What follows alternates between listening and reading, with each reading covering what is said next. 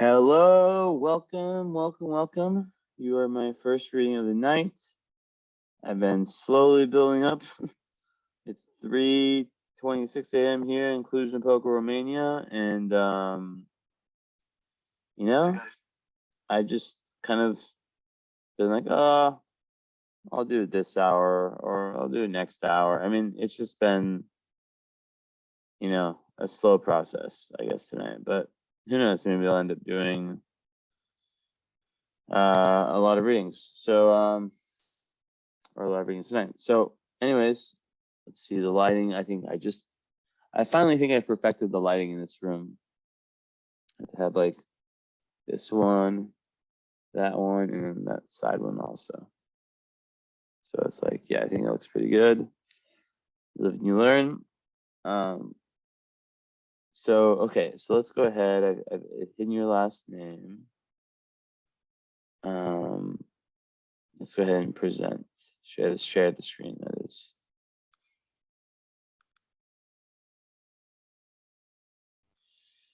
Okay, so here's your chart. So I've actually looked at your chart. So I had like a lot of readings that were purchased the same day. It was like I never had so much trouble like which one do I want to do next? Which one? Like I had like these are like the remaining of my readings from that are purchased in May, and yeah, I don't know. I just like at a certain point was just like yours was the one I was looking at the least. I was like, you know what? I'm just gonna take this one. And then I looked at it, I was like, okay, yeah, I'm definitely gonna do this one. So yeah, I guess getting started, and I'm working on being more concise because as I get more and more readings, doing 2-hour readings each time. Like yesterday, I tried to do one in 1 hour. I was like, I'm gonna do it in an hour, and it was 2. So like hopefully I can like 70 is fine, even 75. It's like when it gets to like I always do 90. It's just so we'll see. But anyways, but like it's like the whole point is like without rushing and without losing any important information, which it's very hard because I have such detailed readings. But okay, we'll see what happens. So anyways, very interesting.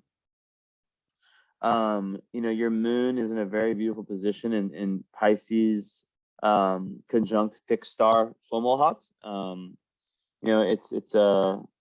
It's not like a super tight connection, but it is a connection nonetheless. That when you have the moon, the moon ascendant midheaven, lesser degree the sun and sun. I mean, any planet really, like if it's like a very very close conjunction with a fixed star like that. I mean, it's very very good. Fomalhaut is one of the 4 royal stars of Persia, and to have your moon there is, I definitely saw lots of markers of like psychic ability in your chart, because you also had your Mercury conjunct I forget which one it was. Was it? No, your Sun was conjunct Arcturus. Your Mercury was conjunct something else. What was it? It wasn't. Okay, well, it will come up later. I have it saved. But anyways, so yeah. So the Pisces moon is going to be a very strong Pisces moon. It's going to be like I said, all my Pisces moon people, which I get a lot of them. You guys spend a lot of time alone. You're looking for the healthy escape, right? Instead of like the unhealthy one, like drugs, alcohol. You're looking for like the healthy one, the artistic, more creative outlet.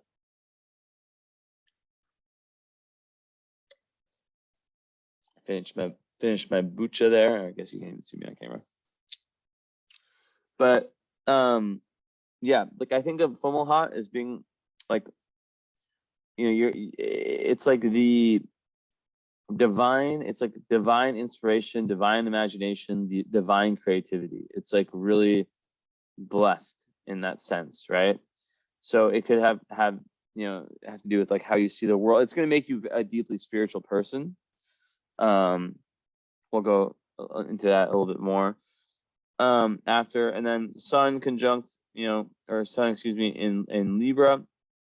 How does that work with being a Pisces moon, Libra sun? And then after that, I'll just stop sharing. After that, ascendant in Virgo, right? So they're back-to-back signs, the ascendant and the sun, which isn't a good or a bad thing. It's quite neutral. And if anything, it's good because it will give you more balance to the elements.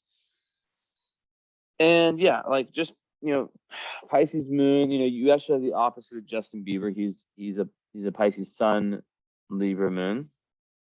So obviously, you know about your sun sign Libra. Like I don't have to really go into what that means. I'll probably reference it, but I hope someone getting astrology reading knows about their sun sign. How it's an air sign. It's all about like communication. Of course, every Libra I tell them the same thing, which is you have to really watch out for people pleasing and people putting other people before yourself. It's extremely problematic in some Libras' lives where they allow they have such a need for like balance and beauty, more balance in a situation, that if like the balance in the environment, like let's say like in a room, isn't met, they'll like sometimes like let people kind of step over them. But yeah, Libra is a very, very sociable sign. In the second house, I would think it connects you to lots of success, material success potentially. And with your Jupiter and Venus in the first house, in Virgo, I think you're a very capable person, who is very, very good when it comes to detailed information, really values consistency and values, doing things the right way. Like you have a lot of earth in your chart. And you have a lot of earth in your chart. You have you obviously have a lot of water in your chart as well. And then with air, it's the sun. Your air sun. And I mean, I don't really look at. I'm talking about the personal planets here, but what you lack is fire, right? So you lack fire. And when you lack fire, you have to, and if there's anyone out there who's watching every one of my full readings, they have to see this by now. Like, how many times in a row has it been that I've had a reading with someone who's like, it happens my entire career. Like I do similar people. It's like, it kind of shows why there's so much fate, how there's so much fate in these readings. But the fact that you lack fire, and then you have your Chiron in a fire sign, which basically in Leo, which I've been getting so many Chiron and Leos. And maybe they're drawn to me because I'm so Leo. I'm a Leo rising to the south. Then that comes, so easily to me that I'm meant to like kind of teach you about, overcoming your wound, which is, around, you're born in 1991. So yeah, 1 year younger than me. Yeah. So Chiron in Leo is about being unable to access your inner child and being able to not have access to like those fun, childish, go with the flow, like authentic parts. It makes them kind of like scare their own authenticity and their own ability to just like, Leos are very good at just like being themselves, high energy Leo, right? So in that sense, it can definitely also relate to like having fun and creativity, and yeah, just letting go. So it can talk about like feelings of inadequacy, which can definitely be linked to your sun, which is square Saturn. And that maybe there was some issues with the father, who may have been like, oh shit. You see, with this square though, okay, so I've been at this debate, and of course, like when I'm debating this thing, I get thrown a chart that shows this exact thing. So your Saturn's S0 is in Aquarius, right? I still count this square, but I don't count it as much. It's 5 degrees, and it's not an elemental square, meaning that, I guess I'll show you. Like basically a square is when it's a 90-degree angle between two planets, but like I think it has a lot more to do with the element of the planets. And yes, and like because I don't really believe, I don't know. I work with cusps when it comes to sun signs, but I've never really experienced them with like Saturn. So you know, your Saturn is in Aquarius, you know, especially since Saturn is so slow moving, you know, that it makes sense that the cusp wouldn't be as you know, wouldn't really like it's definitely a Saturn Aquarius. So like you got to follow up, I'm pretty sure, right? I don't have my list. If you didn't, definitely, I mean, like you should, like I would highly suggest it. I would give you one for a highly discounted price. Just message me, because this is like, I should have emphasized that more. I should like really like have emphasized the follow-ups, because some people didn't get them, and then I'm like, yo, they need, like, the follow-up is needed to like get the full experience, right? But what I, like, if you do, and if you don't like, still, you know, take notes and send me like a report. It's my homework to you, if you have time, of course, you know. But yeah, like to get the full experience of an astrology reading with me, you know, we want to have that session where we can kind of compare the lived experience with the what I say in the chart, because I've never looked at a photo of you. I have no idea what you look like. I have no idea of your energy. Just, I'm literally reading the chart. But with this square, that usually makes someone more shy, more reserved. So right around now, which is ironic, which is another thing, like, you know, you're like literally like, you know, your Saturn return is, obviously it's been here. So that's a big thing. But probably around now, or maybe like when you know, Saturn enters Pisces definitively, you know, you'll really start to, you probably, you know, you start to feel more and more confidence. But sometimes during the Saturn return, it's very difficult. But yeah, that's an aspect that makes vulnerability and kind of like, it holds them back in the expression of their true self, and like that high Libra energy. Now, how it relates to the sun and the moon, they're both super creative. You know, your sun's ruled by Venus, and your moon is ruled by Neptune. So when you put those two together, it can create someone who could benefit the most by, you know, having the arts in some way in their life. You know, the moon will give you that divine inspiration, and you'll like, it's kind of like, it could be like some type of art, you know, some type of art form, or, you know, even just like you have like a very amazing ability to like really have a deep under like love for the arts and whatnot, right? But yeah, putting those two to use would be like, because Libra is Venus, right? So Venus is like just as an example, it's the one who paints, who does the painting. And Neptune is the energy of the inspiration that gives that genius idea of what to paint. And most people only have like, you know, well, I'm not going to generalize, but a lot of people, you know, you'll see like for me, for example, I have like, no, I'm not a good example. But you know, some people even have like a really strong Neptune, but then the Venus is not like strong, or like, yeah. So you have them connected. So that's very good. I mean, in a sense, they're like, yeah. But what can happen though, because one's masculine, one's feminine, even though Libra, you know, it is a masculine sign because it's air, but it's kind of like, I don't know. I feel like they should, like, it can be, it's kind of neutral. It's not like a super masculine sign. But it's air, so it's masculine in the sense that it's social, right? It's outgoing. And Pisces, on the other hand, is very introverted. So what happens there, and you know, that you have there's like, you know, these two signs have nothing to do with each other. Like, it's like a elemental quincunx. So it's like, you know, there's very little like common ground.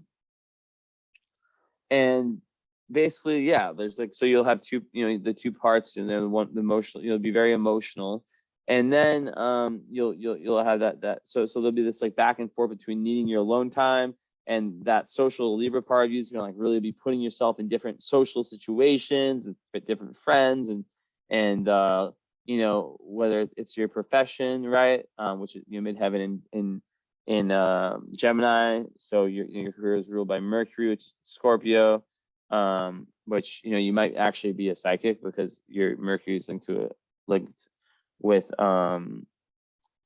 what's the name, Urania. So Urania, you know, is seeing the future, not missing a single detail, transformational and psychic abilities, leading with magnetism, staying focused, empowering through the finish line. The pitfalls: control and power struggles, micromanaging, too much intensity, tunnel vision. Don't expect me to remember that. I literally looked that up tonight. It's not an asteroid I typically work with. I just saw this conjunct. I researched a little bit before I saw this conjunct that. But yeah, you know, besides that, you know, the Mercury in Scorpio person is, you know, like midheaven in Gemini people, like career wise, they can have like multiple careers. They can be very have lots of diversity, lots of like very multi-talented, right? They can like have like the hobby and then like the money maker, and then, you know, they can literally be the kinds of people that switch careers also, and also can get bored quite easily, but they really want to have like a career where they're able to communicate and use their voice, and, you know, so it could be, you know, there's lots of careers that are like that, right? Like sales is a perfect example, or anything involving, but because it's linked with Scorpio, it's a very deep sign. And you have this moon in Pisces. You know, it might be something more like psychology, or being a coach. You know, a coach would be a great career for you. I don't know if you already figured it out, but like, because like, you know, psychology and being a therapist is more of like a taking in the information, which you would be great at too. Is with your Pisces moon, you have endless intuition, endless like really amazing like compassion and emotional intelligence.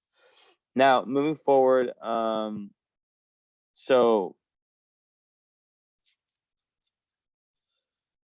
yeah, and then the sun is conjunct Arcturus, right? So and how close is it? And basically, you know, when you have Sun conjunct Arcturus, it's success through slow and patient plotting. And it's definitely, you know, favorable for gain and for dealing with the public. That's kind of what it says. So it's definitely a good one. And you know, you actually have Deneb Adije, even closer to your moon. It's like right on there, like, but Fomalhaut is such a bright star that like it's also there, you know. And basically what that means is wait one sec. Oh, hold up. I just discovered something new. Let me pull these up. But yeah, I was reading it earlier, and I remember it being very like, I was like, oh damn, that's really good. Then Deneb Ajibe. Eventually I'll know all these names by heart. Because yeah, you have like, you're just an orb for Fomalhaut, so it's not your link with Fomalhaut is not super intense, but you oh wow, fuck. Okay, I'm gonna show this to you just to prove you I'm not lying. You have an exact conjunction with Deneb Ajibe, right? This one, like you see, it says 5 and 5 and 5.13 and 5.13 exact on your moon. So that is super significant. So we need to really look at the star. And basically, you know, so it says here on, you know, on my resource, so when any planet is within 0.25 years, is 0.01, it's a gift. It doesn't cause any health problems. However, it is not always worked with in proper manner. The intuitive nature of these natives is refined, and they can be led to accomplish many divine purposes if the spiritual path is followed and they pay attention to their spirit guides. You see, it's such a spiritual chart. By following the direction of their spirit guides, they are led to great abundance and much happiness in their lives. And yeah, so that is amazing. It's a super spiritual star. It's Venus and Mercury, so it's idealistic, psychic, you know, and yeah, it gives like an ingenious nature, clever intellect, very good at learning. very, very good for artists and also scientists. Yeah. And yeah, it can give like it can actually make like someone who's who can actually benefit like financially from art. You know, like a lot of not the starting artist. But back to the thing I was saying earlier about, you know, the fact that you're not having any fire in your chart, that you don't have any fire in your chart, that speaks to a need to give, like, it can be difficult for people who lack fire to kind of kick themselves in the butt, you know, and get started. You know, with all the earth, like once you do get started on whatever your passion is, it's easy to follow through. But it all goes back to that wound around Chiron, and and really like kind of getting in touch with your inner child, and that spontaneity and not feeling like blocks come up, right? In the 12th house, Chiron, you know, can suffer you know, from deeply buried wounds. There can be issues around boundaries, and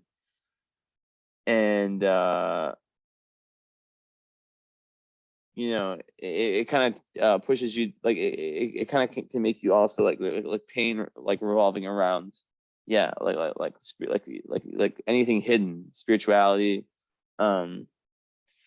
somehow, some way, not really spirituality, but basically like it's more important, you know, it's more important to note here, and we'll see how the 12th house part fits in like with the rest of the chart. But the fact that you're the fire part of you, like the third chakra, just like I can do it, just like I'm very Leo, like, so like I'm an example of this, like you know, like if I think of something, like when I do a video, I have there's a 0 second you know, break between you know, me like pressing play, and like it's just like right away. I have no idea what I'm gonna say from like, you know, all my videos. Maybe like one, like all I know is like I feel like I can make a good video at that time. That's all I know. But you know, fire, like when you lack it, you have to like really push yourself to find it, to you know, to understand, you know, awareness is the first step. When you're aware that you don't have fire, that's, you know, you can start to kind of understand, okay, this is my lack of fire, like self-starting, assertiveness, passion, that spark that starts things, right? And the earth is the follow through, so you definitely have that. And speaking of that, so yes, that's something we can if you do the follow up, definitely note that down, and we can speak about that.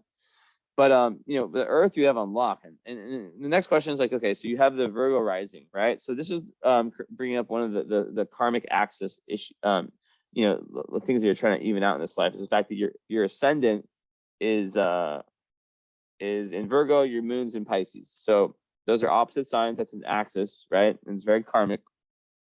I had a recent post, I don't know if you read it, where I talked about that. And basically what it's saying here is that you know, you are very organized. You're someone who lives their life in you know, Virgo rising, like there's lots of order that goes to your life, but you're trying to find that balance. And then also Venus and Jupiter conjunction, that's one of the best conjunctions ever for in the first house, you know, for like health, but also for like popularity, and it just brings people to you, you know, like it really makes you have this really abundant and positive, and also it brings a lot of beauty, Venus there, right? And it's in Virgo, so you know, you like Jupiter and Virgo, there can definitely be like perfectionism, but also there can just be like a strong desire to be of service. There can be like an obsession with detailed perfection, like I told before. And yeah, like the first house Jupiter people have just this larger than life presence, you know, and they're very like independent, and adventurous. They're very good leaders. They want to inspire other people, and they're good teachers too. So yeah, when it's Virgo, you know, you yeah, just watch out for the perfectionism, right? And Venus, you know, in the first house gives like a very strong ability to express beauty and love, which, like, you know, usually makes someone attractive, whether it's like by looks or just by their energy, right? And yeah, if Venus, yeah, it can kind of give like someone like a very like calm, harmonious demeanor. And with Jupiter, there's like that mixed with like this very like optimistic, like large aura, but not like in a cocky way, like someone who's like very expansive, like their energy is very positive. They have a really, really good vibe to them, right? And then Venus in Virgo, you know, and I mean, I kind of want to talk about that later, like the love implications. But yeah, it can make one, like, let's just say, like, really, really value perfection and really be, like to have like very analytical conversations. Like they really do care about the details, right? We'll talk about the love implications after when I get into that part. And then, ascendant in Virgo, I mean, that is that hitting any stars? I'll look after. But they're the people that really they observe everything. They see everything, right? Like they observe all the little things, and they usually like are just like, scanning the room. But you have to watch out when you have three planetary points in Virgo to sorry, I was just thinking about like this column I saw earlier, where like some idiot posted like on one of my posts, like it just made me think of Virgo, like again, like the lowest energy of Virgos. Like I wrote this beautiful post, like where I put so much energy into, and her only, I don't know who she is, but her only comment was like, because I didn't do any like advertising for the post, so she's a follower, so that's kind of weird, right? But her only comment was like basically like saying like, well, the planet's not a sun, like kind of dissing me for calling the planet a sun, when in astrology we call the moon, like the ascendant, like everything is a planetary point in astrology. So that's like the low energy of Virgo. I can have you can see like a very well written text like the one I put out, and just find the one thing that's wrong with it, right? And what can happen is that Virgos, they need to accept that they are not perfect. No one else can be perfect, right? Because it starts to really leak into their love life, and they start to really expect that every person should be perfect, right? And they can create this like over idealism when it comes to relationships. Now, with your moon in Pisces in the 7th house, you can be prone to being a little bit relationship, like you'll have you'll be very emotionally attached to relationships, and be someone who really like you have to watch out for being overly codependent. Like there can be potential for codependency in relationships where you get like too much of your emotional connection / emotional, like not connection, like emotional well-being from relationships, relation, like partnerships is what usually what it's referring to, 7th house. And yeah, like they can really dominate your moods and actions, right? And you'll be very, very sensitive to that. Let me see one thing. So yeah, it makes like the life for like if you're single, it makes it very, very difficult when you have the moon in the 7th house. And it can make someone who has who just like goes on, I don't know, dating apps or whatever it is, like they really like, not like desperate, but they really want to be in relationships, right? And once they're in one, they become very, very sensitive to the feelings of their partners, and basically like they can, and it kind of goes back to Libra, like because 7th house is Libra, right? It's connected to Libra. They can sometimes be that people pleasing can really come out in relationships. So boundaries is a huge thing that Libra and Pisces both struggle with in different ways. But so your moon in Pisces will, that's more about like spiritual, emotional boundaries, because you're such an empath that you need to spend time alone, or else you like really know like how someone's energy is affecting you. And you can be prone to like the energy vampire types, because they'll sense like all that goodness and that emotional like depth and stuff, and take advantage of your good nature. You have to watch out for that. But the Virgo one is more about like the people pleasing and kind of like learning not like to create boundaries. And that's with the 2nd house, Sun, that's like kind of what it's really like trying to get you to create these like very strong value system that you base all your decisions off of, and then that takes away the shadow of Libra, right? But like, at its purest, Libra is just like this very, very beautiful Venusian energy that loves, I don't have to get into it. We know about Libra, right? But, loves beauty, harmony, very peaceful, very good at diplomacy and keeping the peace. So moving forward, I'm not forgetting this Scorpio. I'll share for a little bit now, a few minutes.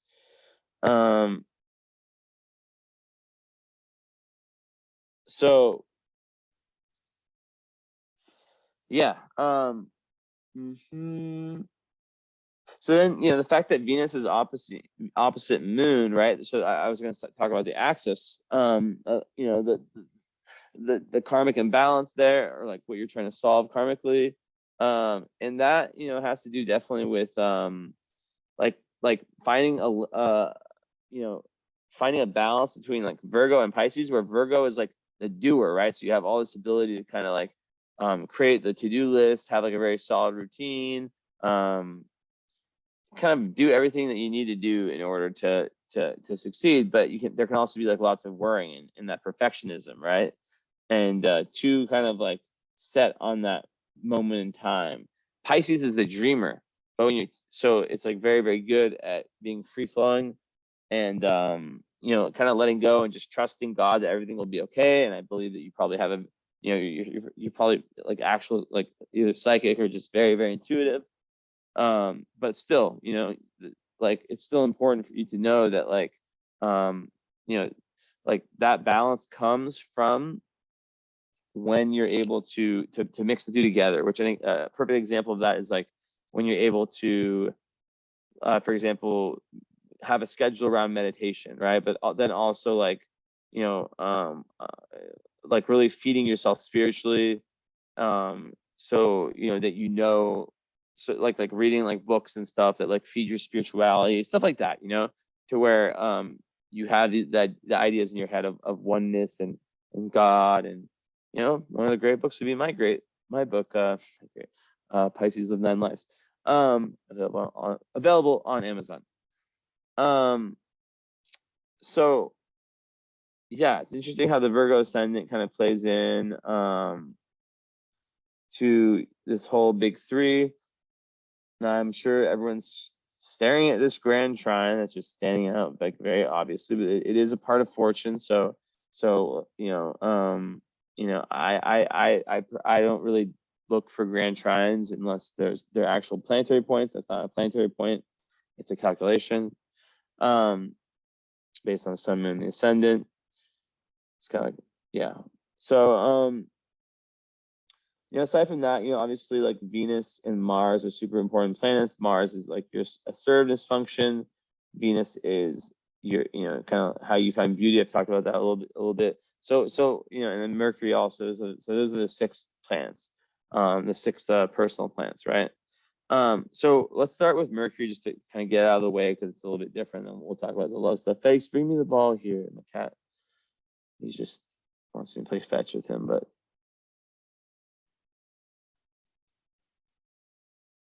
FedEx, cat break. Guys, bring the ball to me. I'm not gonna get up every time you want me to throw it downstairs. That's me throw the ball downstairs, and he gets it and brings it back up. FedEx. FedEx. Okay, well, I'm not gonna play with him unless he brings me the ball. But yeah. So also it's one of my cat's birthdays. Esme, I want her to be on my lap nonstop. Come here, baby. You can stay with me all night. Little birthday girl, 2 years old, July 3rd, 2020. A legend was born. Please stay, Esmond. Don't leave. Don't leave. Don't leave. Yes. Anyways, so yeah. So Virgo, Pisces. Like when there's an opposition, you might favor one of them too much. So if you favor like too much Pisces, like I said, it's too much daydreaming, not putting enough into action.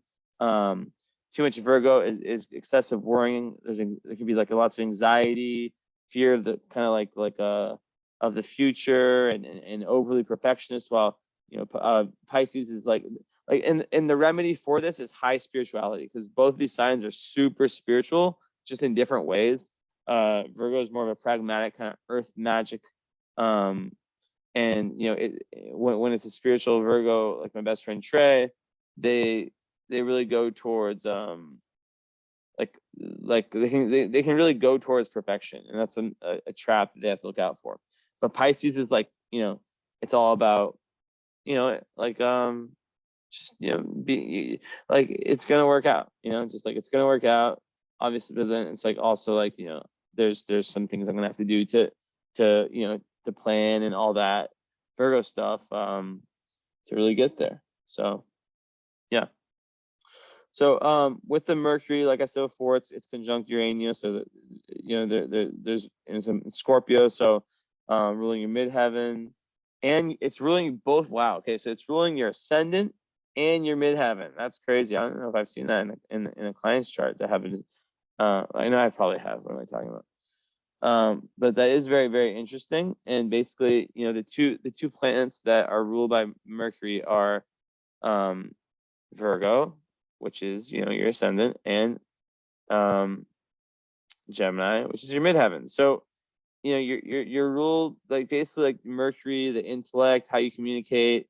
It plays a huge role in your person, and kind of in your personality, how you come off to the world, who you are, like kind of like how other people see you, the mask you wear, whether it's like on a grand scheme, like a big picture mask, like like on social media, or like kind of like just like like for me, for example, like I have midheaven in Taurus, so that's kind of what people see, right?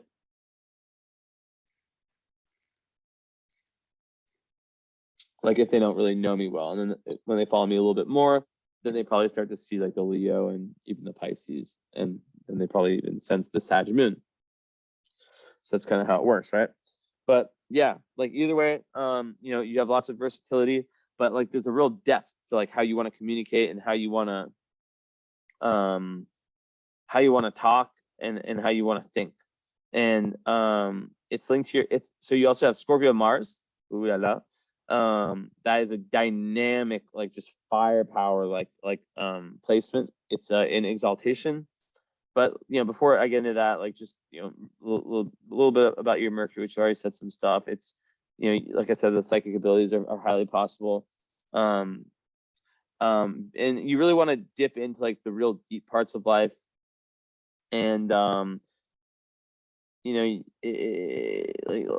like really like into the things that really matter, like very, very good, very, very good for like research also, and really, really not liking superficial knowledge, which is interesting because like Gemini can be a little bit about that, but like it can be a little bit superficial, your midheaven. But yeah, also it can make you a warrior, Mercury and Scorpio. Definitely fucking true. I can say that from having a girlfriend with it.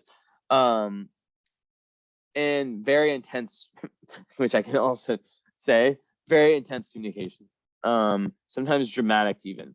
But the fact that it's in the third house will make you excel in all forms of communication. It's very good for intelligence and being like a quick learner, being talkative, studying a variety of subjects, right? But like because your third house is ruled by Mars, with Mars in it, and ruled by Scorpio, it makes you're very like incisive, like perceptive communicator, and someone who can really focus their attention well. And when they do get focused on something, they really want they really want to learn all about it, and yeah. So Mars, and then let's see aspects. I kind of skipped over some of those. I mean, I talked about the most important ones.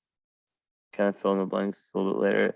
But yeah, your moon, opposite Jupiter also. So I have to just say that, basically it's kind of just like, it's the Pisces Virgo thing there. It's just, yeah, watching out for being overly expansive, and kind of like how your larger than life persona like even though it's in Virgo, which will make you more conservative, but like having Jupiter there will make you won't really seem like a Virgo rising. You'll seem like kind of like a mix of, I don't know, like a Sag rising or like a Libra rising or something like that. You'll probably connect to the Libra. But yeah, it can be really at odds once again with your with that very introverted part of yourself, that moon, right? And the moon is not what people see. So people might see you, even though Virgo isn't like a very like extrovert sign, it's definitely like kind of like in the middle. Like it can go either way. I know a lot of Virgos are very introverted, but you know, they can be quite, you know, real, like in the real world type people. So yeah, just learning how to kind of like not like, yeah, like learning how to really honor your alone time and yeah. And what else is going to be about that? So let me think. Actually, that's why I have this book, because it gives me like, I love it. It gives me like such little keywords, and I can kind of go off those. Oh yeah, thank God. Yeah. So wait. Yeah, weak financial judgment, laziness. So yeah, we have moon opposite Venus, and yeah, okay. So Pisces are known to be lazy sometimes. So you have to really watch out for like laziness and like kind of like that what's the word in English? Like oh yeah, I got this. I don't really need it to like go that hard, try that hard. Even though you do have the Virgo. I don't know, I can't think of the word. So yeah, where was I? So yeah, difficulty accomplishing goals. Yeah, so it can definitely make someone, yeah, it can create that. And then with Venus, careless, self-indulgent, moody, disappointment in love affairs. So you know, speaking of love, right? Basically like your your moon sign, right, which is so important in love, and Pisces, right? It wants, you know, that's like kind of how you feel comfortable. You feel really comfortable in the realms of imagination, the realms of you know, of of heaven, of like the heavenly realms, right? But then your Venus is kind of like what you like, your love language, all that. It's a lot more material, right? It's a lot more earthy. So there can be like in some way like your like what you value in someone can be at odds with your own emotional nature. And how that might show up is like you might need to really like make a adjustment like in a relationship between like on one hand you'll want you have an emotional need to be understood on a deep level, right? And like you like, you know, that moon sign is definitely someone who 1 second, I'm looking for something. Yeah, so that moon sign is definitely someone who is you know, who like romantically they have to be someone who at least like like makes an attempt to understand their in extreme depth, right?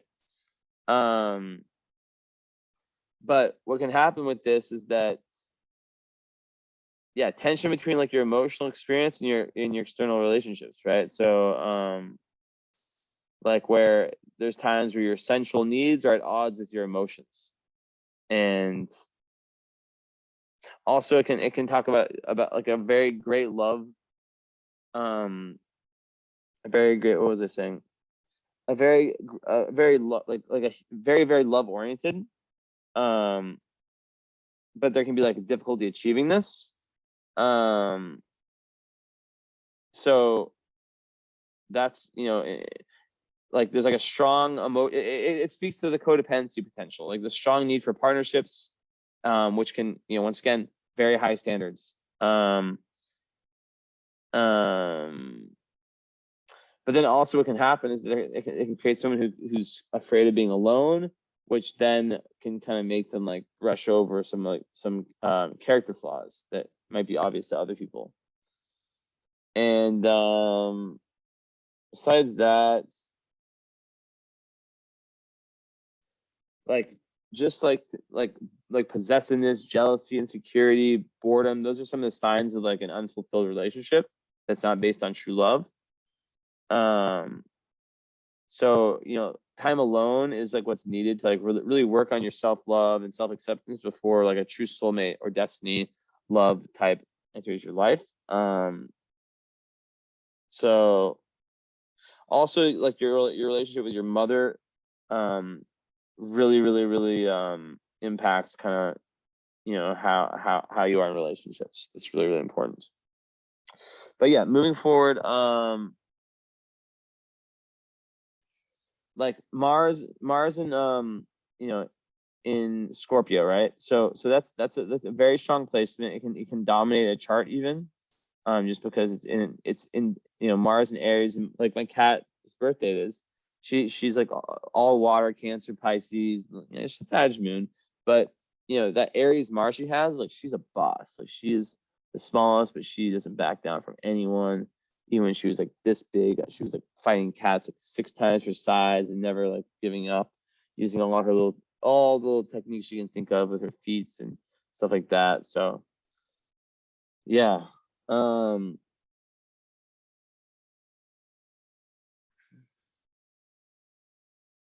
So Mars and Scorpio, you know, it's different, but it creates like a very psychological warrior.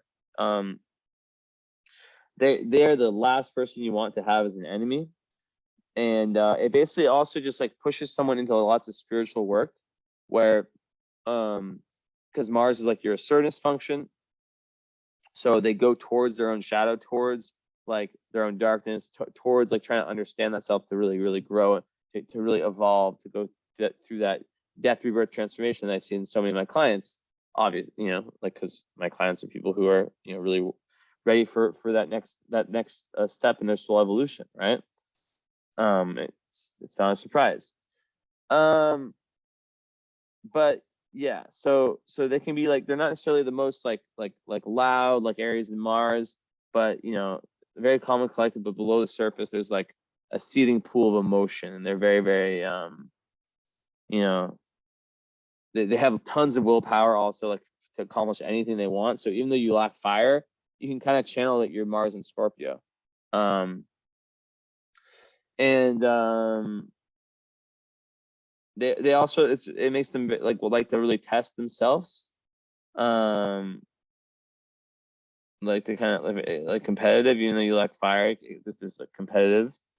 And yeah, very strong sex drive, like tons of that sexual energy, right? And they're like, in terms of love, because there's a very high energy level, right?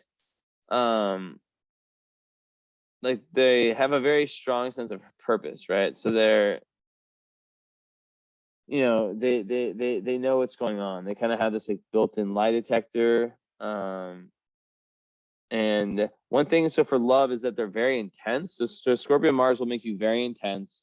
It mixes well with your moon and Pisces, but you definitely need someone who at least understands the water archetype, and that compassion, that intuition, you know, that oneness, that ability to like really, the fact that, like, for example, like if you were with someone that only had fire and air, like they would just like, and I've had this experience as a water sign before, like you might just like kind of pick up, like they might just pick up on you being like they won't be able to understand what you go for, the ups and downs that you go through emotionally.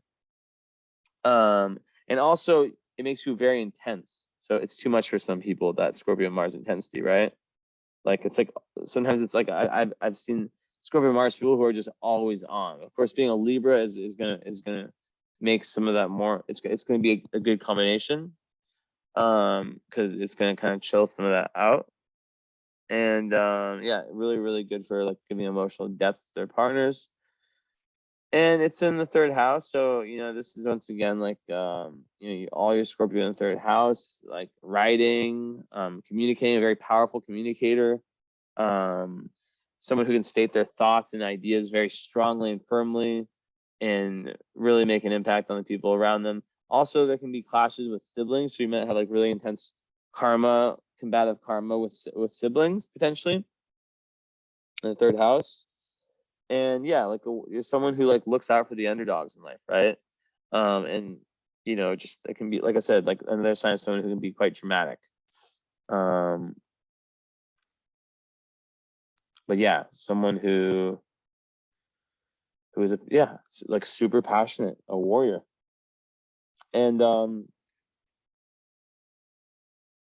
whatever you believe in deeply, you just go towards 100%. Now, Mars is square Saturn. I highly advise you to not only do a follow-up, but also to do a current astrology reading plus Saturn return chart reading, because that's like a live reading I do after like the follow-up, and I can give you a package deal on both if you're interested. But because you're going through your Saturn return, it's important to really understand not just that, but all the current astrology, how like what's happening astrology right now. Like you still have Pluto squaring your sun, right? That's like been happening for a while, but it's still well in that range. You have Neptune that's coming to your 7th house. I mean, there's a lot going on for you. I mean, that's not this reading, right? But let me know if you're interested. So yeah, I've said that piece about the Mars.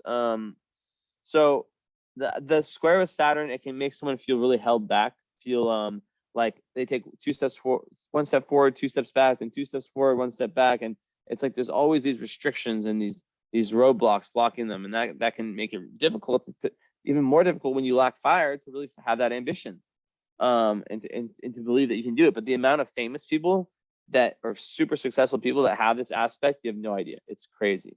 And it's a very, very like it's a very close, sharp aspect, with your 0-degree Saturn, which we'll talk about in a second. So next on that list, you have Venus, obviously the last personal planet we'll talk about.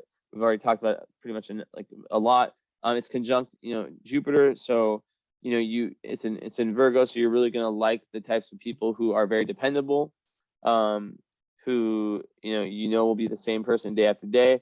But then also, and yeah, you have to really watch out, like I said before, for the potential for like if you don't handle your own perfectionism within yourself, then you will definitely project it onto your lovers and people around you. And it can be very flow killing. Like I dated a girl once, and yours is in the 1st house, so it's like it's not, and I guess it would be 12th house in Placidus, but I've dated a girl with the 12th house, which I guess actually I used to use Placidus, so when I was dating her, I guess it would have been, let me think. She was 29-degree Virgo rising, so yeah, it would have been a 1st house one. So what I noticed about her, regardless of what house it was in, is that she was always very like she would just like analyze analyze me when no one asked you. Like once we like, I'm not gonna give too much information, but it was the nightmare for me, because like when you're on a nice hike in nature, you don't want to like have like 4 or 5 things of like what's wrong with you, like a psychological explanation like explained to you, right? So, and she was also a Libra, interesting, but she was a double Libra in the 1st house. So yeah, and the fact that it's conjunct Jupiter, it just makes you really want to like expand yourself through your relationships. You really want to like find someone that you can learn a lot from and learn a lot with. And Venus there can make one more traditional in their approach to dating, approach to love.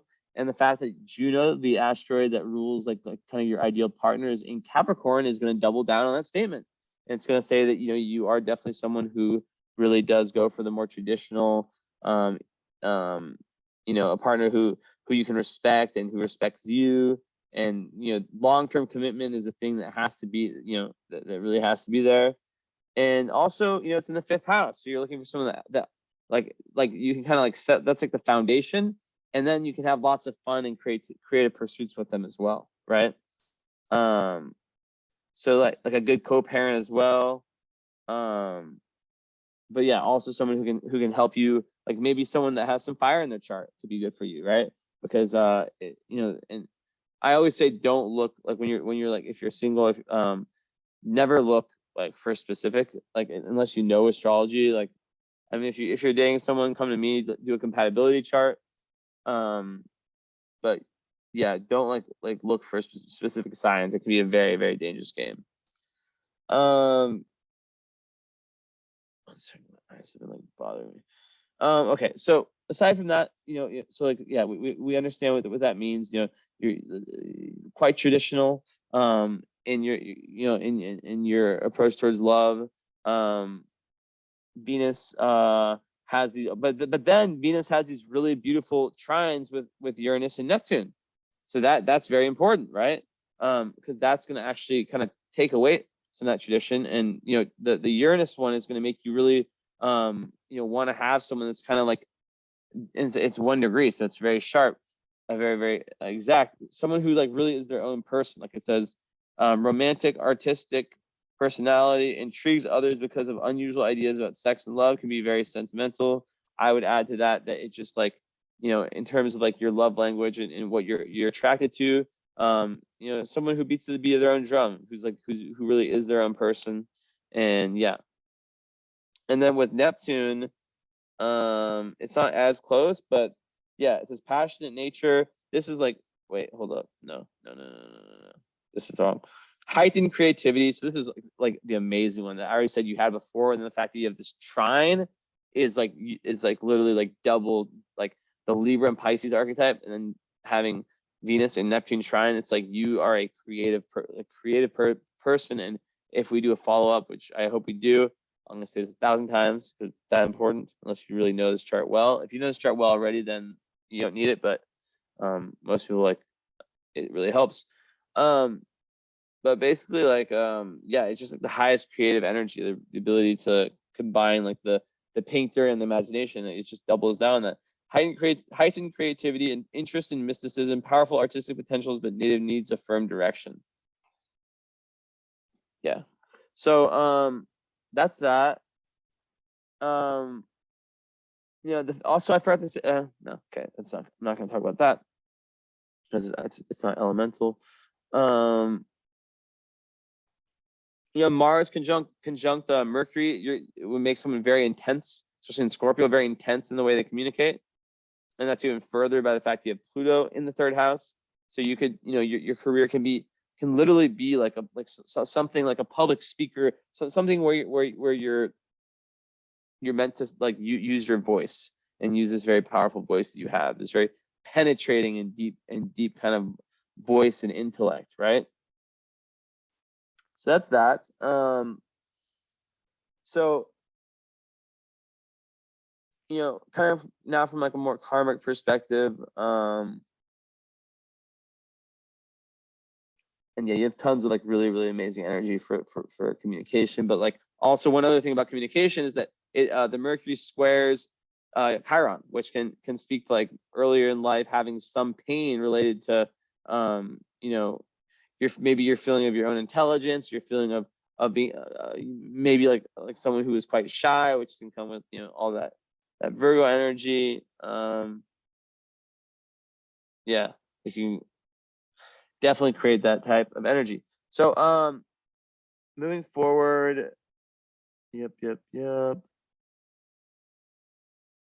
Okay. Yeah, and like Jupiter, conjunct or sextile Mercury. It's like you'd be like an amazing writer. Like actually, you have the chart of someone who could be like a professional writer. I'm not even joking. Like very like able to see the perspective, and you just like, if you're not a writer, you should be writing. Like you should be journaling your emotions and that's super healthy. You have this really great ability to benefit through that process from that process. So yeah. Okay, so that's good. So okay, so furthermore, okay, now let's move over here. So I see in Capricorn in Sagittarius, to me, I think of that as like someone who in the like who has quite like, there's quite a openness, like when you're with your family, like there's maybe you guys can like discuss philosophy, and maybe there is this expansion that you feel from your family. Like it's a really good IC to have in that sense. And maybe you travel a lot with your family during childhood. And maybe like you have like a home that's very, very spacious and very expansive, like in the physical and metaphoric sense. So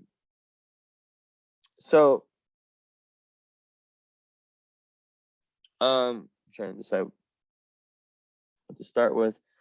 So yeah, we talked about that. Okay, so North Node, obviously super important part of your chart. South Node in Cancer, North Node in Capricorn. That's another of these axis things where you're trying to balance this out.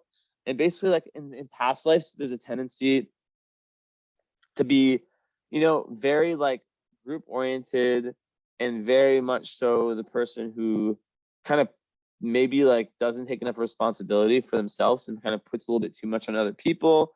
Maybe they like in this life, basically like you're really like meant to become your own father in a metaphoric sense, right? You're meant to like really own up and kind of take responsibility, right? And it's in the fifth house, so it's also relating to that, to finding that inner fire, to finding that authentic self-expression. So the biggest thing for you is having a creative outlet. One of the biggest things in your chart. It's so important. And and just owning up and just like making mature decisions, right? And the fact that it's conjunct Neptune, wow, okay, wow. So, and Black Moon Lilith and Uranus is basically like you're meant to be a mystic. I mean, there's no other way around it. You're meant to be a mystic, and I really think you're meant to be an artist.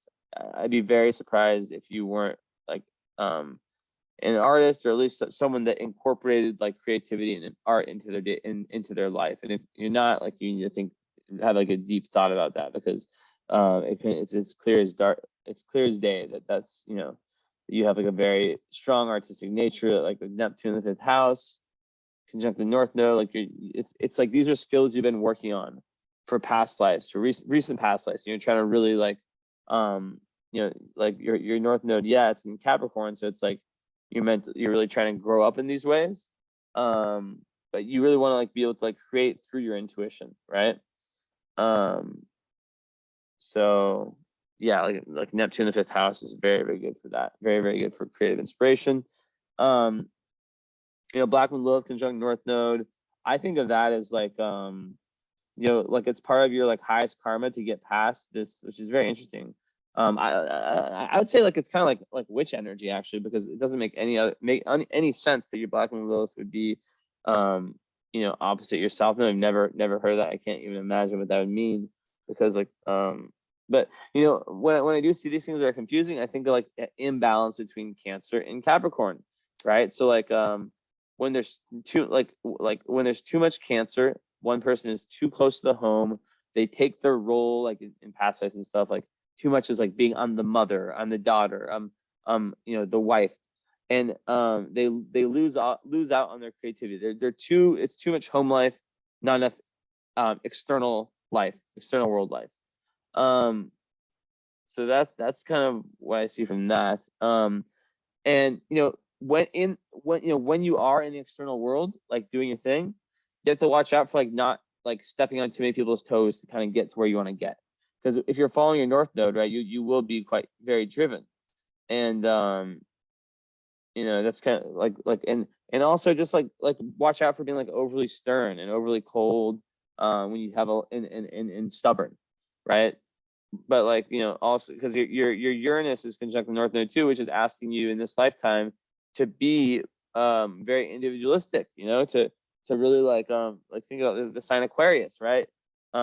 And to like beat to the beat of your own drum, as they say, right? Be the water bearer, be the one that's cool with standing out, that doesn't need to just have themselves like agree with everything.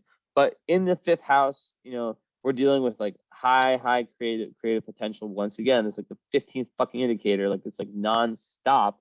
And with your Juno there, you might even like you might be like a painter, you might be like any kind of artist, and you might like really like to like pair up with someone who's like that too. But like I feel like with the lack of fire, maybe you have not yet taken that creative risk on yourself. Who knows? So like this being like this such a crucial time for you, like some people that lack fire, like it's like the energy of like, oh, I'll do it later. And I created like a motto where like I forget what the motto it was, like what was it? It was like, I'm allergic to the word I'll do it later. I'll do it later is the worst sentence in the English language, like do it now. That's kind of the energy that's asking, right? That's a very fiery thing to say, like do it now. Why wait? So yeah, Uranus there, it's going to give you like a very eccentric kind of like original way to undertake creativity, and yeah, very unconventional hobbies, like in creative pursuits. And if you have children, that like you can expect to have some of the most amazing like out of this world, like just so creative, so like I don't know, just like even Neptune in Uranus there, just like very, very, very special, probably spiritual, or like creative, kids. But, yeah. So Saturn in the 6th house, I have that. That's where I have mine, and basically it's a very strong Saturn placement. And what it does there, you work well in groups, Saturn Aquarius. And you do work really well in groups because with your South Node in 11th house and Cancer, it means that you're really used to being part, like in past lives, like parts of different groups. In this life, you're trying to kind of be more individualistic, like kind of striving towards more of like you creating your own destiny as opposed to other people, right?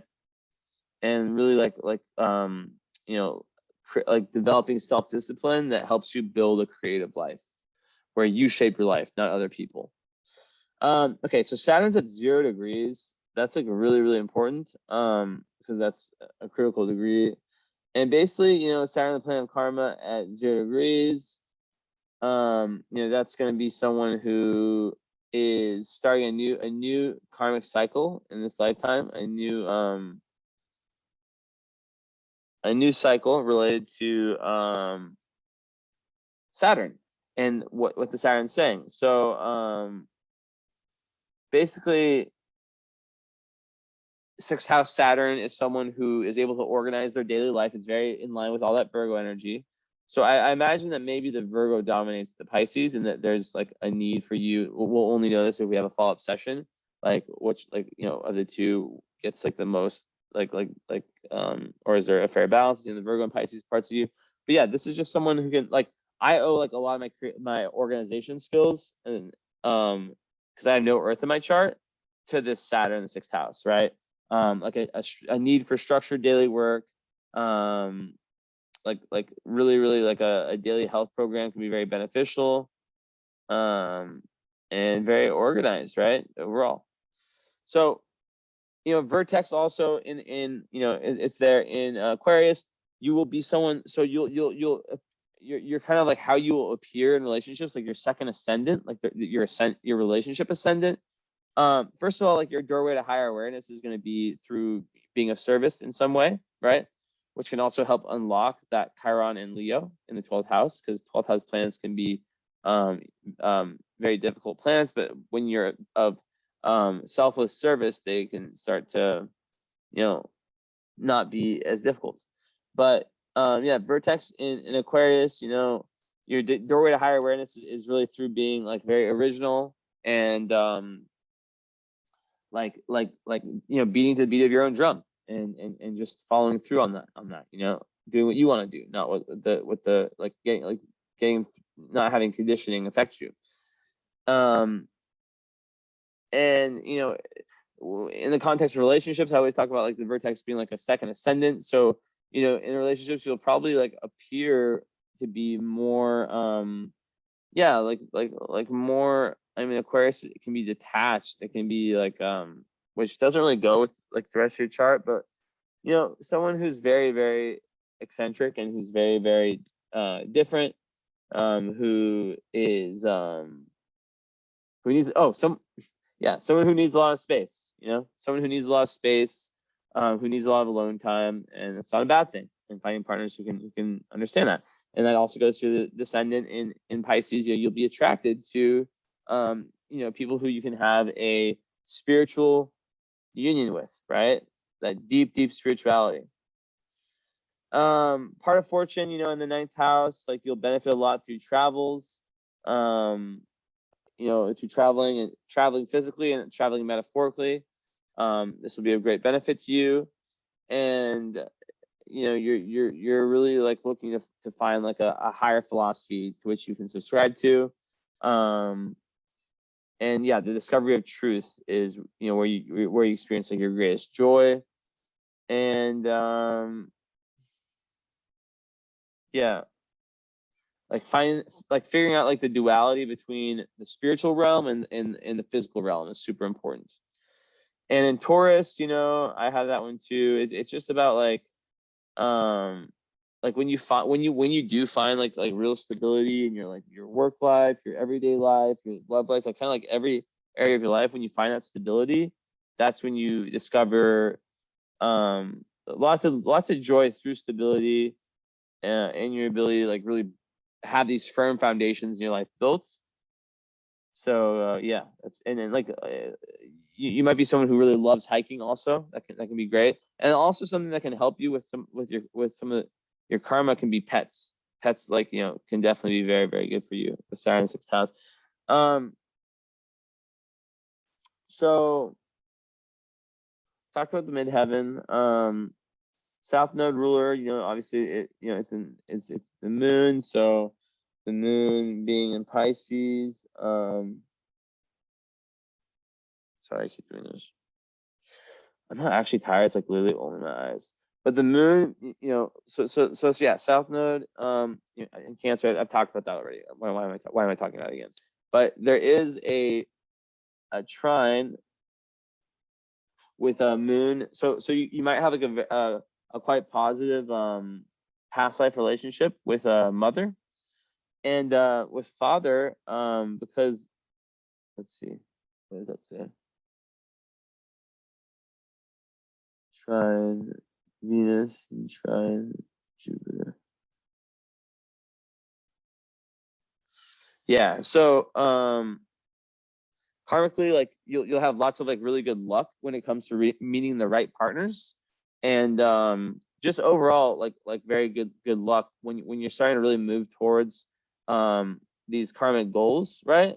That like about like kind of like being your own boss, like moving away from tendencies to kind of, I don't want to say be like a crybaby, but like moving away from like the low energy of Taurus, which is like depending too much on other people, and not being willing to kind of take the necessary risks in life to move forward.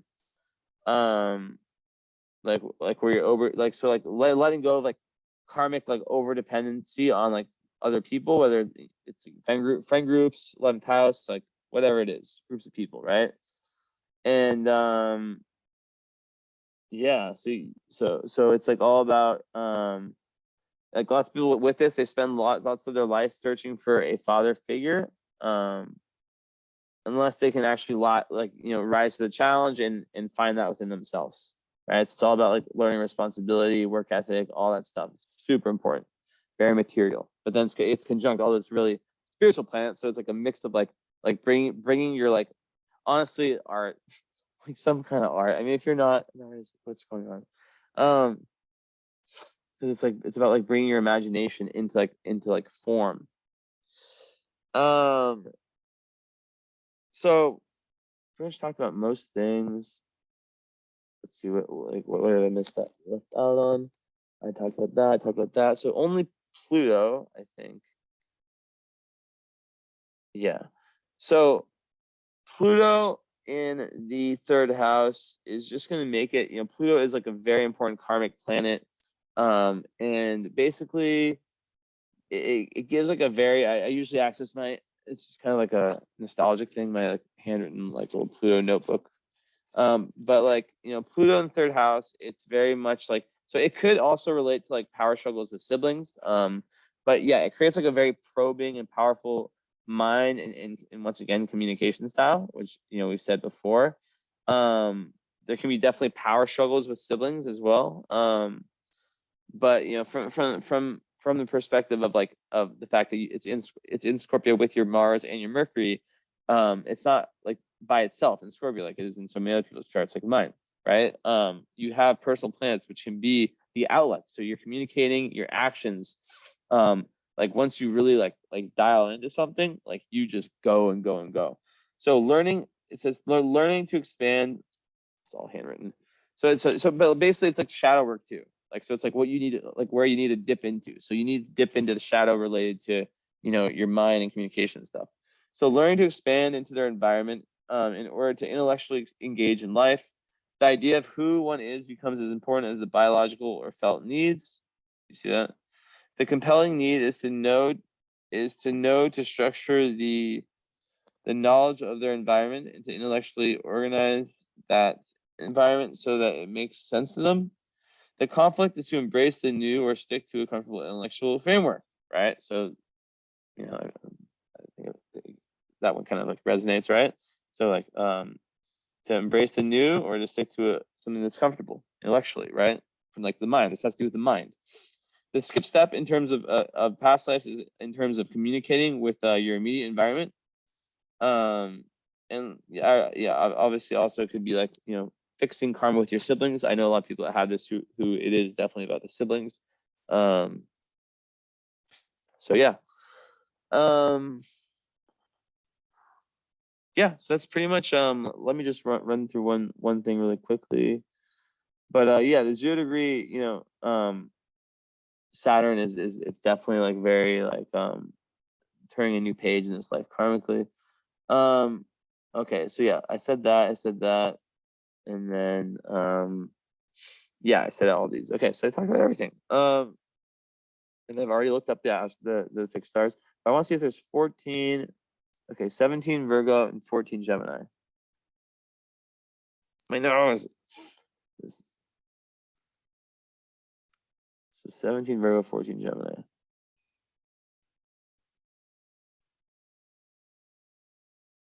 Huh. Close to Rio, but not there.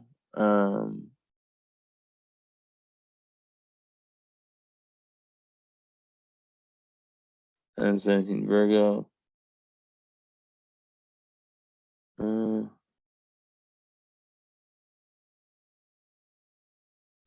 Close to the nebula, but not there. Asterion, what is that? Good tempered, healthy, gained by industry and marriage. It's not an important one. So yeah, that's essentially it. Thank you so much. I hope you. Oh, 1 minute 18. Jeez, that's a huge victory for me because I'm always going way over, and not over. Not that there's like a time limit, but like I like to, like be concise and get like and show that I can get all like as much information by doing maybe a little bit of homework beforehand. Like today, I had like the fixed stars like ready to go. And be more concise and really get the point across. So I love this reading. Let me know if you're interested in the follow-up. Of course, like I always preach it because it's very very good, but no pressure. Obviously, I know everyone has their own issues with finances. That's why if you remind me, I'm willing to definitely do like, especially a discount. But even if you want to do like the current astrology reading, which is like a live reading, which like I'm not gonna lie, I'm not just saying this, like looking at your just taking a glance, there's some big transits going on, and transits are like they have transitory effects. So it's like your chart, like you can feel like a different. My hair's so messed up. Like they can really like color your life for like a certain period of time, and it's kind of about it's like the energy of the now. While this birth chart reading is just you never have to get it done again. It's done. It's over. Like this, like this is your karmic reading. It never changes. But the current astrology, you do want to get it done once a year. I mean, that is if you want to keep up on your astrology and know, not like I'm gonna like predict your future, but I'm gonna give you an overall idea of the energy. So anyways, thank you so much. And I'll talk to you later. Okay, bye bye.